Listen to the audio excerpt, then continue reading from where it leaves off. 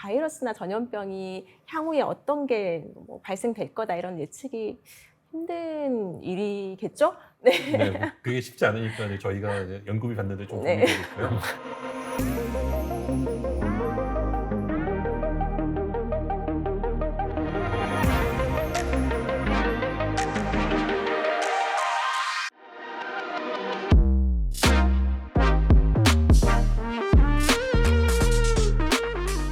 최근 코로나 팬데믹 사태로 굉장히 많은 분들이 힘든 상황을 많이 보내고 계신데요. 바이러스, 세균, 기생충, 곰팡이 이런 것들을 많이 이제 질병을 발생시키는 요소로 많이 얘기를 하는데요. 이게 차이가 뭔가요? 네, 지금 말씀하신 것들을 보통 이제 병원체라고 통칭해서 부르고요. 크기로 보면은 바이러스가 제일 작고, 그 다음에 세균이, 그 다음에 곰팡이, 그 다음에 기생충이 큰 편이에요. 근데 이제 현대 와서는 바이러스 같은 경우가 가장 큰 문제가 되고 있어요. 왜냐하면 이제 세균 같은 경우에는 항생제라든가 이런 게 많이 발달을 해서 예전보다 심하지 않은 반면에 바이러스는 그렇게 할 수 있는 치료약이 없기 때문에 현재에 와서 이제 심각한 그런 감염병의 경우에는 대부분 바이러스가 주가 되게 됩니다.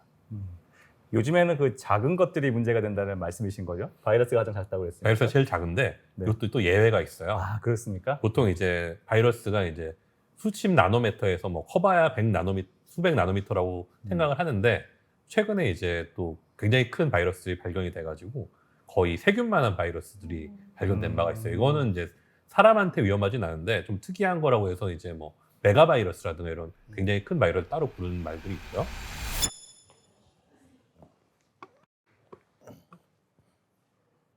안녕하세요. 한국표준과학연구원 김세일입니다.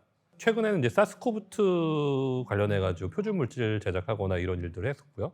지금 그 외 바이러스에 대해서도 표준 물질을 제작하고 있고 또 이제 사스코브2에 대해서 유전체 분석하는 일들을 최근에 수행하였습니다. 그러면 굉장히 우리가 몰랐던 그런 것들이 많이 발견이 되는데 그럼 이런 세균이나 바이러스, 이런 감염병으로 인해서 인류가 멸망할 가능성이 있을까요? 개인적인 생각입니다만은 저는 이제 감염병 그 자체로는 인류가 멸망하지는 않을 것 같아요. 왜냐하면 이제 보통 치명적인 질병들 같은 경우에는 사람이 숙주잖아요. 근데 숙주가 일찍 죽어버리면 잘 전파가 안 되는 특성이 있고, 두 번째는 사람이 되게 유전적 다양성이 있는데 어떤 사람들은 이제 그런 질병에 잘 저항하게 되면은 이제 그런 면역을 가진 사람들은 또 살아남게 되거든요.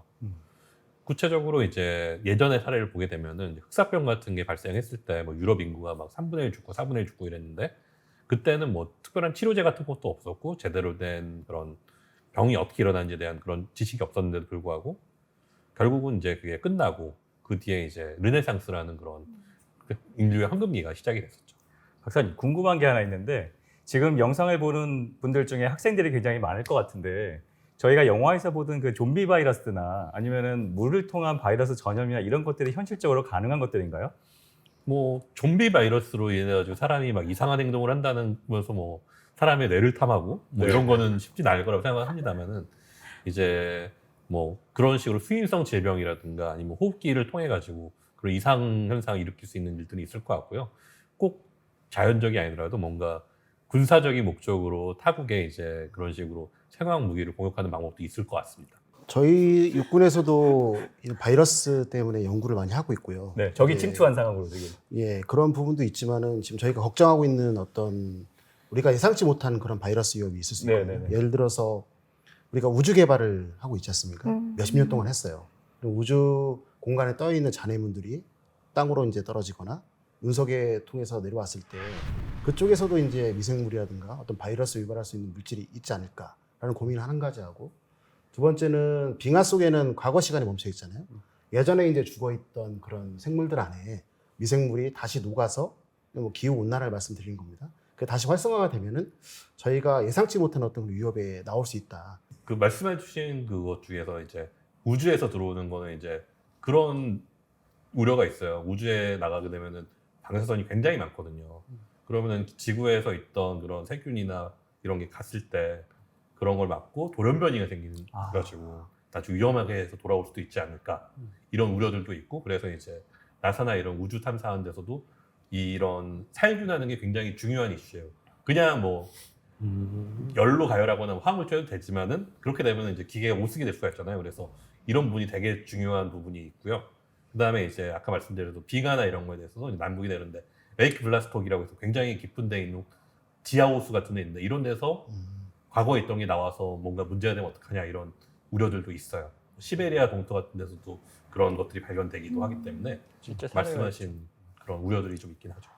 저희가 실제로 그런 바이러스 때문에 인류가 거의 멸망 직전까지 갔던 사례들이 좀 있을까요? 아까 말씀드렸던 그런 흑사병이 이제 대부분 많이 알고 있는 그런 사태일 거예요. 그래서 흑사병 같은 경우에 유행할 때는 말씀드린 대로 이제 그 당시 유럽이라면 유럽 사람들이 세계 전부였는데 그 세계 전부에서 3분의 1, 4분의 1씩 죽는 거죠. 지금은 어쨌든 그렇게 대규모로 사람들이 죽거나는 건 없잖아요. 그게 어떻게 보면은 과학이랑 의학 발달로 인해서 이제 뭐 과학 기술 발달도 있겠지만 백신을 개발하는 게 가장 중요한 요소였다고 생각을 하는데 백신 개발 프로세스가 어떻게 되는 건가요? 백신은 이제 많은 분들이 아시겠지만은 에드워드 제너가 이제 우두법을 처음 시행하면서 이게 처음으로 시도됐던 방법이고요. 현재 와서는 이제 주로 그 중화항체를 만들 수 있는 그런 항원을 바이러스나 아니면 박테리아나 이런 병원체에서 그걸 파악을 해서 그거를 이제 넣어줌으로써 인체가 미리 그런 병원체 대응할 수 있도록 해주는 게 백신입니다. 백신이라는 게 이제 가상의 병원체인 거죠. 일종의 얘기를 하자면. 그래서 이 가상의 적군이 들어오는 것을 몸에서 미리 이제 훈련을 하는 거죠. 우리 쪽에서 말하는 워게임, 네. 전쟁을 하기 전에 네. 사전에 훈련을 통해 가지고 대비하는 어떤 그런 신체 개념이죠. 워게임. 그렇죠. 네. 예. 네, 그럼 박사님이 생각하시기에 우리 사람한테 가장 이득이 됐던 생물학적, 의학적 그런 과학 기술의 발견이라고 해야 될까요? 그런 개발 기술은 어떤 거라고 생각을 하세요? 저는 그거는 이제 비누라고 생각해요. 비누요? 비누가 이제 개발되면서 위생이 크게 증가를 했거든요. 그리고 이제 감염이 이렇게 되는 게 이제 손이나 뭐 이런 데서 오염돼서 감염된 케이스가 굉장히 많았는데 이렇게 이제 비누가 나옴으로써 이제 많이 해결됐고요.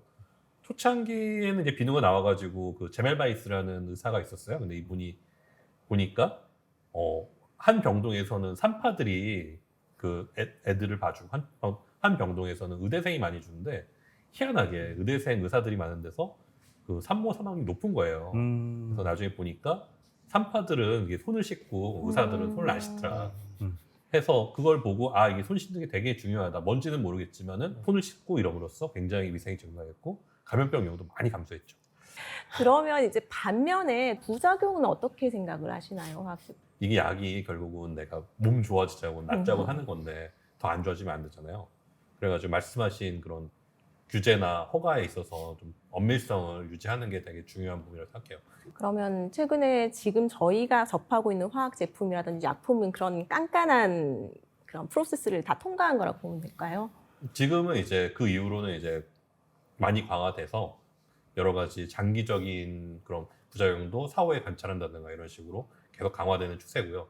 점점점 그런 데에 대한 그 요구가 증가하고 있고 일반 국민이나 시민들도 거기에 대한 인식이 많이 증가해서 이런 안정성 문제는 이제 점점 더 좋아질 거라고 생각하고 있습니다. 그래서 그 임상 실험도 뭐 나이나 성별, 인종까지 다 고려해서 이렇게 넓은 범위 안에서 해야 되는 게 맞는 거죠 지금? 예, 말씀하시는 게 굉장히 중요한 포인트 같은데, 그러니까 예전에는 그 서양에서 주로 개발하니까 백인이나 백인 남성 위주로 돼 있었는데 이제는 그런 인종적 다양성이나 어떤 성별 다양성이나 이런 거를 많이 커버해야지 좀 더 안전한 그런 의약품이 나올 수 있겠다라는 걸로 지금 컨센서스가 모여지고 있어요. 제가 아기가 있어요. 아기가 있는데 아기한테 이제 소아과를 갔을 때 보통은 감기 걸렸으면 약을 받아오잖아요. 근데 항생제를 먹이지 말라는 얘기를 항상 들어요. 항생제 내성이 많다. 근데 제 생각에는 저는 이제 워킹맘이기도 하니까 빨리 먹여서 빨리 나았으면 좋겠거든요. 근데 항생제를 주지 말라고 하니까 이게 정말 그렇게 내성이 생겨서 얘한테 위험한 그런 건지 아니면 어느 정도의 항생제를 좀 줘서 빨리 낫는 게 좋을 건지 그걸 잘 모르겠어요. 항생제 내성은 왜 생기는 거고 그게 어떤 위험성이 있는지 좀 알려주시겠어요? 항생제 내성은 이제 보게 되면 항생제 개발할 때마다 거의 얼마 안 돼서 나오긴 하는데 문제는 이게 뭐가 맞는지 모르기 때문에 한꺼번에 여러 그 항생제를 처방하거나 과다하게 하거나 이런 게 문제가 되고요. 항생제를 많이 쓰게 되면은 항생제 내성 있는 애들이 훨씬 더 잘 자라게 돼요. 진화적으로 그럴 수밖에 없잖아요. 네. 그리고 이제 부가적으로 그 미생물 마이크로바이옴을 좀 많이 얘기하잖아요. 장내 마이크로바이옴이 있는데 얘네들도 항생제를 먹고 그러면은 당연히 영향을 받기 때문에 불필요한 항생제를 처방하는 거는 전체적으로 개인 건강에도 좋지 않고 전체 사회적으로도 좋지 않다라고 생각합니다. 그럼 마지막으로 하나만 더 말씀 여쭤볼게요. 그 연장선상인 것 같은데 최근에 또 원숭이 두창 이런 것도 나오지 않습니까? 이게 미래 예측이 힘든가요? 그러니까 바이러스나 전염병이 향후에 어떤 게 뭐 발생될 거다 이런 예측이 힘든 일이겠죠? 네. 네, 그게 쉽지 않으니까 이제 저희가 이제 연구비 받는데 좀 네. 고민되고 있고요. 그리고 이제 그런 거는 이제 기후 변화랑도 크게 관련이 있을 수 있어요. 그러니까 그런 감염병이 새롭게 나타나는 큰 원인 중 하나가 기존에 인간과 접촉이 없던 야생 동물과 기후 변화로 인해서 생태계 변해가지고 만나는 일이 생기는 그런 일이 있어가지고 많이 변하는 거거든요. 그렇기 때문에 이런 감염병에 있어서도 기후 변화라든가 이런 이슈가 중요하고 그렇기 때문에 이게 우리가 뭐가 나올지 모르는 상황이에요. 그래서 예측하기는 쉽지 않습니다. 감염병의 경우에는 이제 감염병이 터진 상황에서 사람들이 관심이 많은데 이게 사실은 감염병이 발생하지 않으면 사람들이 관심이 별로 없어요. 저의 경우에는 2016년부터 메르스 코로나 바이러스에 대해서 연구 과제를 수행했는데 2019년 12월 지나가자마자 전 세계적으로 이제 코로나 바이러스 사스코브2가 발생을 하는 그런 상황이 되면서 저희가 이런 기존의 메르스에 대해서 대응하면서 많이 준비했던 걸로 빠르게 대응할 수 있었거든요.